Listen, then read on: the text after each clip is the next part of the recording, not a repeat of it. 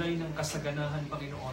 At patuloy, O Diyos, walang makapanaigman na karamdaman sa tahanan ito, O Diyos. Magiging puno ng pag-ibig ang tahanan ito, puno ng pagkilos mo, puno ng pagkakaisa, at naniniwala kami, Panginoon Jesus, ang basbas mo at pagpapala mo ay sa kanilang mga buhay, Panginoon. Kaya naman, inihahandog po namin sa iyo, Panginoon, ang tahanan ito, Panginoon, ang sisimbolo sa langis na ito, Panginoon, na magdadala ng pagpapala, Panginoon, sa tahanan ito, Lord, at ng patuloy, O Diyos, ng patuloy na pag-iingat at proteksyon mo sa bahay na ito, sa bawat pamilya, sa bawat isa po sa kanila, magtataglay sila ng proteksyon po na nanggagaling po sa iyo.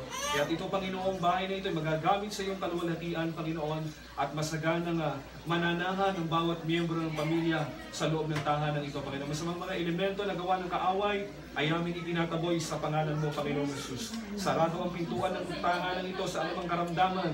Sarado ang pintuan ng tahanan ito sa anumang kapahamakan. Bukas ang pintuan ng tahanan ito sa lahat ng pagpapala na galing sa iyo, Panginoon. Bukas ang pintuan ito para sa iyo, Panginoon.